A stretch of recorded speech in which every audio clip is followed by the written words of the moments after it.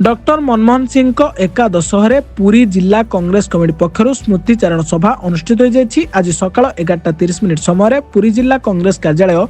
इंदिरा भवन में जिला कांग्रेस कमिटी पक्षर जिला कांग्रेस कमिटी कार्यकारी सभापति जय नारायण पट्टनायक उपस्थित पुष्कर महापात्र सभापतित्व में भारत पूर्वतन प्रधानमंत्री भारतीय जातीय कांग्रेस यशस्वी नेता प्रचंड अर्थनीतिज्ञ स्वर्गत डॉक्टर मनमोहन सिंह वियोग में एक स्मृतिचारण सभा अनुष्ठित हो जाएगी। सभा दिव्यंगत स्वर्गत पूर्वतन प्रधानमंत्री डॉक्टर सिंह देश को देथिबा दीर्घ दिनर सुशासन और देश प्रति तांकर अवदान अतुलनीय बोली तांकर शासन काल में देशर सबु वर्गर लोकमानंक पई तांकर शासन खसड़ारे देशर प्रत्येक नागरिक अनुभव करुछंती ओ करुथुवे मध्य विशेषकर खाद्य सुरक्षा योजना मनरेगा आधार कार्ड जातीय स्वास्थ्य आईन जातीय सूचना अधिकार आईन महिला सशक्तिकरण और 108 भली अनेक लोकहितकारी कार्यक्रम निमंते ए देशवासी तांको पाखरे चिर ऋणी विशेषकर तांकर ओडिशा प्रति अवदान और पुरी श्री जगन्नाथ मेडिकल कॉलेज प्रतिष्ठा निमंते अवदान अतुलनीय ए देश ए जाति निमंते सदा अमर रहिबे। ए शोक सभा वरिष्ठ कांग्रेस नेता प्रसाद हरिचंदन उत्तम कुमार आचार्य राजेश कुमार मिश्र प्रेमानंद महांती विश्वकेशन हरिचंदन महापात्र विश्वनाथ दास मनोज कुमार रथ सिद्धार्थ राउतराय सुकांत कुमार प्रधान अमरेन्द्र पाइकराय निरंजन मिश्र कालीप्रसाद नायक सौम्यकांत खुंटिया सस्मिता बेहेरा सरस्वती पात्र विद्युत लता आचार्य निरंजन रथ कान्हुचरण प्रधान स्वाधीन कुमार पंडा विश्वरंजन महापात्र आर्तत्राण साहू रजत कुमार साहू उमाकांत बेहेरा पवित्र मोहन दलई आदि उपस्थित थे। आज मनमोहन सिंह आज स्मृतिचारण सभा आप जोग कौन सर सीधा कि व्यक्तित्व थे कौन रखिए आगामी दिन स्पष्ट से गोटे कथा कहते जे history will be kind on me माने जो परे लोक हिस्ट्री की जीवे भाविबे ता मनूर आसीबो जे केते भल लोक थिले मनमोहन सिंह किंतु आमर मोराल वैल्यू इंडिया रे बहुत कमी जाइए। ये नवीन पट्टनायक को धर 25 वर्ष जो शासन कले मनमोहन सिंह को थैंक यू कहया कथा कि नहीं धन्यवाद मनमोहन सिंह आपण टंकिकिया चाउल करथिले मु मो फोटो लगे 25 वर्ष टाकू टाणीदेली किए करथिला दिने किंतु एमान थैंक यू कहबेनी। चंद्रयान जाउची ऊपर मोदी माला पिंधि पकाउछन अरे चंद्रयान करथिला मोदी बाबू दिने थैंक यू कहूछ गोटे ब्रिलियंट आइडिया बोली जहाँ करथिले बोली ए इंडिया रे मेट्रो चलुछ किए आनी आइडियाटा मोदी बाबू कही दौरान मुझे आज 1000 किलोमीटर मेट्रो करदी अरे मेट्रो आणिला किए तैयारी कला किए सजाड़ा किए चलैला किए तमें तो जदि टाइम पड़ो से 1000 किलोमीटर मेट्रो को अडानी की देदेव कि नहीं मनमोहन सिंह ये दे था नाई फरक देख इंडिया जेते पोर्ट एयरपोर्ट कले मनमोहन सिंह सबू बिकिदेले अडानी अंबानी जेते गैस तेल बाहर आमर आम पेट्रोल कहीं अधिका कहीं मनमोहन सिंह बेले तो नथिला कहीं रिलायंस कंपनी बंद हो मन अच्छी केमती मनमोहन सिंह टाइम रे रिलायंस रो पेट्रोल पंप सब बंद हो गला माछी उड़ानी मोदी आसु आसु जुआड़े देखियो रिलायंस पेट्रोल पंप एवं 2 टका कम भी दौर कुआड़ू आणुची कि मोराल राजनीति एठी लोक जान इंडिया लोक जानिया दरकार। आज जदि आपण प्रेस वाला बंची से मनमोहन सिंह जो आरटीआई डर आज जाए छाड़नी नले बाबू 11 वर्ष हो गलानी ऑलमोस्ट गोटे प्रेस कॉन्फ्रेंस कर पारन मोदी आज जाए तक जीवन रे बोधे प्रथम नेता पृथ्वी रे जे प्रेस कॉन्फ्रेंस करिया को डरंती काई कहलु पूरा एक्टिंग सहित आसीबे तले लेखा तो लोक प्रॉम्प्ट करथबे जेमती आम यात्रा रे प्रॉम्प्टिंग हुए भाषणटी दे दे पळेबे पचारिदेव जदि किए सांगे सांगे माइक फाइक छड़े नहीं जाए सत कहीपर पचारे जिनस कर तो आम इंडिया लोक जानिया दरकार एत बड़ जी आमको चेंज कले आम इंडिया को चेंज कले ताकू आम आज जाए खाऊचु एतिकी इन्वेस्टमेंट आसिला जहाँ इकोनॉमिक्स चेंजेस हैला लक्ष लक्ष लोक एनआरआई हेले काम कले डॉलर पठेले इंडिया को एते इंडस्ट्री आसिला ये सबू मनमोहन सिंह करछन किंतु ता सांगे से गोटे रूल भी करते जा हबू हौ गरीब लोकों इनकम बढ़ियो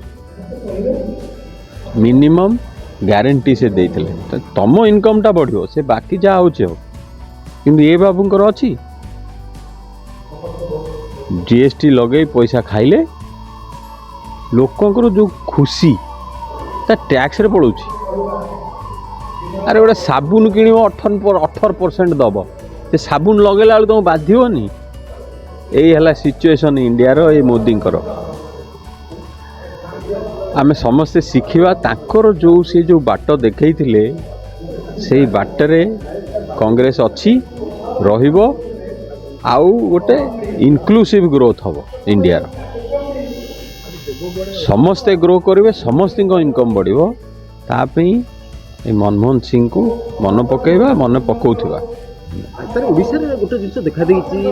बीजेपी जेतेबेले सरकार को आसिला 2024 निर्वाचन मैदान जेतेबेले ओलिला मोहन सरकार गडला डबल इंजिन सरकार गडला किंतु बीजेडी एठी प्रतिद्वंदिता करछि विधानसभा कहीं कांग्रेस बर्तमान एते तळकु चली हो कांग्रेस नुआकिरी तैयारी हम आ भल भी बहुत दिन पार्टी आमे ताको नुआकिरी गढ़ू आ नुआकिरी जतले बिल्डिंग भंगा होगी बिल्डिंग तैयारी हम टे टाइम लगे तो ये अवस्था अच्छी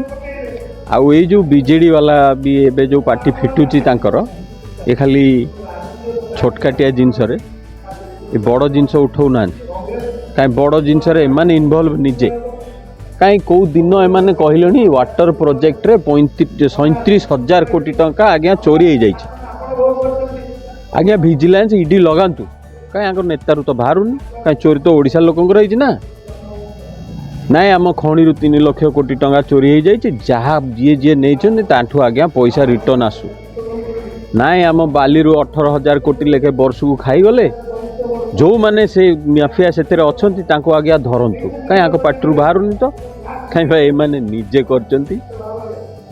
बाहर केमती निजे कहबे ना मत बांधिकी ने आउ कांग्रेस आसीबो कांग्रेस उठेबो आउ एमिति जिनस उठेबो बिंधिबो देखो आज डॉक्टर मनमोहन सिंह पूर्वतन प्रधानमंत्री आज स्मृति उच्चारण कर जिले में आज आप कार्यालय सीधासख कौन रखिए स्पष्ट वार्ता देशवासी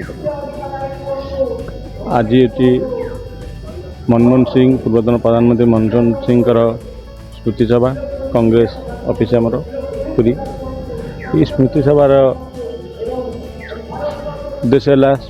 मनमोहन सिंह एमती गोटे नेतृत्व थे नेतृत्व में आज देश झुरुची सी मनमोहन सिंह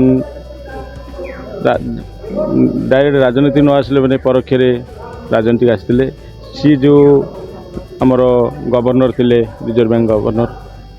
अर्थनीति सुदृढ़ करते तो से इमिता जो अवदान सब अच्छी से अवदान को आम सारा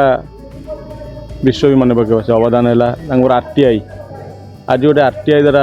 प्रत्येक चाकरिया आरटीआई सहसु समस्त गोटे भय रोचे गोटे आधार कार्ड गोटे आमर